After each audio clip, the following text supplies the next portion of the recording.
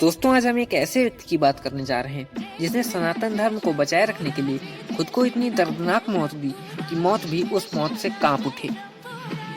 जब पूरे भारत को औरंगजेब ने इस्लाम में परिवर्तित करने की ठान रखी थी और धर्म परिवर्तन का काम भी जोरों शोरों से चल रहा था, हिंदुओं को जबरन मुस्लिम बनाया जा रहा था। जो नहीं बनते थे उन्हें बड़ी ही क्रूरता से मार दिया जाता था।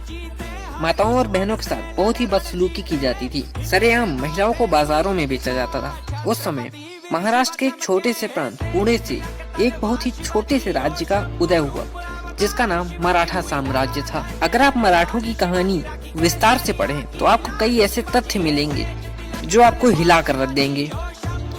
हालांकि मराठा साम्राज्य की नींव शिवाजी महाराज ने रखी थी, पर आज हम बात करने जा रहे हैं शिवाजी महाराज के ही दूसरे पुत्र संभाजी महाराज की। संभाजी महाराज एक ऐसे व्यक्ति थे जिन्होंने मुगल बादशाह औरंगजेब को, जिनका झंडा उस समय पूरे भारत पर लहरा रहा था, उन्हें अपने सिर का ताज उतारने पर मजबूर कर दिया था। तो बिना समय गंवाए हुए चलिए शुरू करते हैं आज का वीडियो। यह बात तब की है जब छत्रपति संभाजी महाराज की 20,000 की सेना ने औरंगजेब की 8 लाख की सेना को दौड़ा दौड़ा कर मारा था। औरंगजेब की सेना को यह तक नहीं पता चल पा रहा था कि अगला हमला किस तरफ से होने वाला है। जहां पर भी मुगल मिलते मराठियों ने चीर फाड़ कर रख देते थे। 17वीं सदी में औरंगजेब की सेना को बस 2 ही चीजों से डर लगता था, पहला जंगल के शेरों से और दूसरा पुणे के मराठों से। पर मुगल बादशाह औरंगजेब का सपना था कि वह पूरे भारत को इस्लाम में परिवर्तित करना चाहता था, इसलिए वह अपनी लाखों की सेना को हाथी घोड़े देकर पुणे की ओर भेजता था। पर वह लाखों की सेना जाती तो हाथी घोड़े पर थी, पर आती 4 कंधों पर थी। और लाखों की सेना का इतना बुरा हाल करने वाले मराठों की संख्या सिर्फ 15 या 20,000 होती थी। पर अपनी अच्छी रणनीति के चलते मराठे मुगलों को चीर फाड़ कर रख देते थे। जब औरंगजेब की सेना मराठों से कई बार पिटी तो औरंगजेब ने अपना ताज उतार कर फेंक दिया और उसने कसम खाई कि जब तक वह संभाजी महाराज को नहीं पकड़ लेता तब तक वह मुगल सल्तनत का ताज नहीं पहनेगा। और उसने अपनी लाखों की फौज इकट्ठा की और पुणे जा पहुंचा।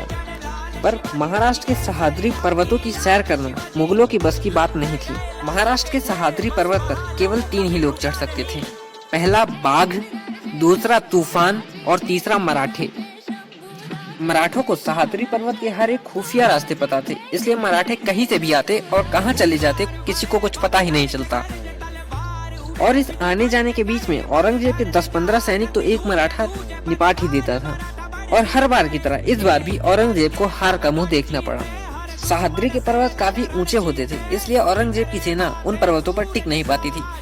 तब औरंगजेब ने दूसरी तरकीब लगाई। उसने दक्षिण के एक राजा चिक्का देवराय को अपने साथ मिला लिया और औरंगजेब ने यह सोचा कि उत्तर की तरफ से मैं आक्रमण करूंगा और दक्षिण की तरफ से चिक्का देवराय आक्रमण करेगा, तो मराठों की सेना दोनों तरफ से घिर जाएगी और मराठे मारे जाएंगे। और जैसे ही यह बात संभाजी महाराज को पता चली, उन्होंने तुरंत ही चिक्का देवराय के पास संधि प्रस्ताव भेजा।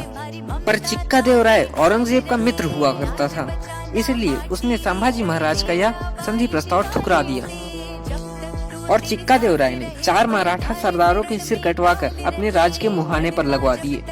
जब संभाजी महाराज को यह बात पता चली तो वे प्रतिशोध की आग में जल उठे और दक्षिण के किले की घेराबंदी करने के लिए अपनी 20,000 की सेना लेकर दक्षिण की ओर चल दिए। मराठों को आता देख चिक्का देवराय की सेना भी तैयार हो गई युद्ध करने के लिए। इस बीच देवराय की सेना और मराठों की सेना में काफी भीषण युद्ध हुआ। मराठों ने देवराय की सेना को चीर फाड़ डाला और युद्ध के दूसरे चरण में मराठों की सेना ने देवराय की सेना पर अग्निबाण चला दी, जिससे देवराय की सेना पूरी तरह से जल गई। यह सब देखकर चिक्का देवराय इतना ज्यादा डर गया था कि वह युद्ध का हर्जाना देने खुद न आकर अपने छोटे भाई को आगे कर दिया। इस तरह संभाजी महाराज ने चिक्का देवराय को भी ठिकाने लगा दिया। उस समय दक्षिण भारत में किसी की औकात नहीं थी कि वह मराठों के सामने टिक सके। दक्षिण में मार खाने के बाद औरंगजेब गोवा के पुर्तगालियों के साथ मिल गया। गोवा में पुर्तगालियों द्वारा जबरन हिंदुओं का धर्म परिवर्तन करवाया जा रहा था। और जैसे ही यह बात संभाजी महाराज को पता चली, उन्होंने अपना मोर्चा गोवा की तरफ मोड़ दिया और मराठों ने गोवा के पुर्तगालियों को लथाड़ लथाड़ कर मारा। इतनी बुरी मार खाने के बाद पुर्तगाली भी सुधर ही गए थे, पर मुगल तो मुगल होते हैं, वो कहाँ सुधरने वाले थे। और इस तरह इस अकेले शेर ने 12 से ज्यादा सल्तनतों को धूल चटा दी थी। और सबसे बड़ी बात तो यह है कि संभाजी महाराज ने अपने पूरे जीवन काल में 120 युद्ध लड़े, जिसमें से एक भी युद्ध संभाजी महाराज नहीं हारे थे। पर जिनका खात्मा 8 लाख की मुगलिया सेना भी नहीं कर पाई थी, उनका खात्मा चंद धोखेबाजों की वजह से हो गया। संभाजी महाराज के राज्य के कुछ विश्वास पात्र व्यक्तियों ने औरंगजेब से जाकर हाथ मिला लिया और ऐसा सिर्फ उन्होंने धन की लालच में किया था और औरंगजेब को संभाजी महाराज की सारी गुप्त जानकारियां देते रहे। और एक दिन संभाजी महाराज अपनी सेना को दूसरी तरफ भेजकर राजनीतिक कार्यों की वजह से संगमेश्वर के रास्ते गुजर रहे थे। तभी कुछ अपने ही गद्दारों ने यह बात जाकर औरंगजेब को बता दी और जैसे ही यह बात औरंगजेब को पता चली, औरंगजेब ने अपने ही एक सरदार मुकरब खां को संभाजी महाराज को पकड़ने का दायित्व दिया। और आपको यह जानकर आश्चर्य होगा कि 2 मराठा शेरों को पकड़ने के लिए मुगलों की 12,000 की सेना आई थी। मुगलों की 12,000 की सेना ने संभाजी महाराज को चारों ओर से घेर लिया और इस घेराबंदी में संभाजी महाराज और उनके मित्र कवि कलश पकड़े गए। और जब यह बात औरंगजेब को पता चली तो उसने अपनी सेना को यह आदेश दिया कि इन दोनों को जोकर के कपड़े पहनाकर ऊंट की पीठ पर उल्टा लटकाकर पूरे शहर में नचाया जाए। और इस जुलूस में मुगलों ने संभाजी महाराज का बहुत बुरा हाल कर दिया था। कोई उनके बाल नोचता तो कोई चाकू से उनकी खाल उधेड़ देता, कोई अपने नाखूनों से उनकी छाती फाड़ देता। ऐसे ही करते करते शरीर का कोई अंग नहीं बचा था जहां से खून न बह रहा हो। यहाँ तक कि पत्थरों से उनके सिर पर भी वार किया गया था। और दूसरे ही दिन संभाजी महाराज को मुगल बादशाह औरंगजेब के सामने लाया गया। लेकिन संभाजी महाराज भी कहाँ झुकने वाले थे, वो भी सीना तान कर बिना डगमगाए हुए औरंगजेब के सामने खड़े हो गए। तभी औरंगजेब के एक दरबारी ने बोला, झुक जाओ महाराज के सामने। तो इस पर संभाजी महाराज के मित्र कवि कलश बोलते हैं कि हमारे संभाजी महाराज शेर के समान ताकतवर हैं और शेर कभी किसी के आगे अपना सिर नहीं झुकाता। उसके रास्ते में जो भी आता है शेर उसे फाड़ डालता है। इतना सुनते ही औरंगजेब आग बबूला हो गया। लेकिन अपने गुस्से को काबू में करते हुए औरंगजेब अपने सिंहासन से नीचे उतरा और घुटनों पर बैठकर अल्लाह का शुक्रगुजार करने लगा।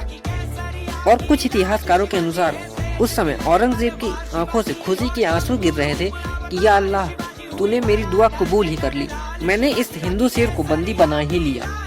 और औरंगजेब जब घुटने पर बैठे तो संभाजी महाराज के मित्र कवि कलश कहते हैं कि देख रहे हो संभाजी महाराज, आपकी वीरता को देखकर औरंगजेब भी आपके सामने घुटने टेक कर बैठा है। इतना सुनते ही औरंगजेब गुस्से से लाल हो गया और उसने आदेश दिया कि इन दोनों को कारागार में डाल दो।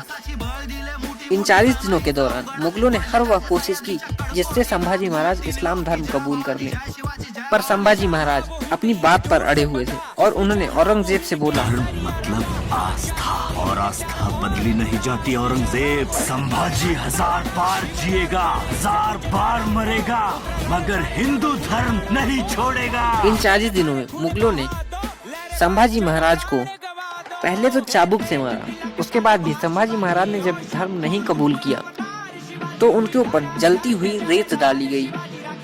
इसके बाद भी जब संभाजी महाराज ने धर्म कबूल नहीं किया तो उनके शरीर के एक एक टुकड़े को निकालकर उसे कुत्तों को खिलाया गया और घाव में ज्यादा दर्द हो इसीलिए उस घाव पर नमक लगाया गया। फिर भी संभाजी महाराज नहीं झुके तो उनकी आंखों में मिर्च झोंक दी गई। इतना करने से भी मुगलों का दिल नहीं भरा। उन्होंने संभाजी महाराज की आंखें गरम सलाखों से फोड़ दी। और जब संभाजी महाराज ने फिर भी इस्लाम धर्म कबूल नहीं किया तो उनकी हाथ की एक एक उंगलियों को मुगल उनके शरीर से अलग करते गए और फिर भी संभाजी महाराज नहीं झुके। आखिरी दिनों में जब संभाजी महाराज को यह पता चल गया कि अब मैं इन मुगलों के हाथों नहीं बचूंगा, तब उन्होंने खाना पीना छोड़ दिया। और यह बात जाकर मुगल सैनिकों ने औरंगजेब को बताई कि संभाजी महाराज ने खाना पीना छोड़ दिया है। इतना सुनते ही औरंगजेब खुद कारागार गया और उसने संभाजी महाराज से कहा कि संभाजी महाराज, तुम इस्लाम धर्म कबूल कर लो, हम तुम्हें छोड़ देंगे। संभाजी महाराज फिर भी नहीं झुके। तो औरंगजेब ने कहा कि अगर मेरा एक भी बेटा तुम्हारे जैसे होता तो मैं हिंदुस्तान तो क्या पूरी दुनिया में इस्लाम धर्म का परचम लहरा देता। तुम वीर हो संभाजी महाराज, तुम वीर हो। इतना कहकर औरंगजेब ने जल्लाद को आदेश दिया और जल्लाद ने संभाजी महाराज के फिर से छोटे छोटे टुकड़े कर दिए और उन छोटे छोटे टुकड़ों को ले जाकर हाथी के सामने डाल दिया। हाथी ने उन टुकड़ों को कुचल डाला और इस तरह हमारे संभाजी महाराज शहीद हो गए अपने धर्म को बचाने के लिए। और आज लोग अपने धर्म की अहमियत नहीं समझते और अपने धर्म का मजाक उड़ाते हैं। उन्हें यह नहीं पता कि कितने लोगों ने अपनी जानें गंवा दी हैं इस सनातन धर्म को बचाने के लिए। और गौर करने वाली बात यह है कि जब हमारी जान पर बनाती है तो हम कुछ भी उल्टा सीधा बकने लगते हैं कि मुझे छोड़ दो, मैं निर्दोष हूँ, मैं माफी मांगता हूँ। पर संभाजी महाराज ने ऐसा कुछ नहीं किया। वे अड़े रहे और जब तक जिंदा रहे तब तक सनातन धर्म की रक्षा में लगे रहे। धन्यवाद। वीडियो अच्छा लगा हो तो लाइक करना न भूलना।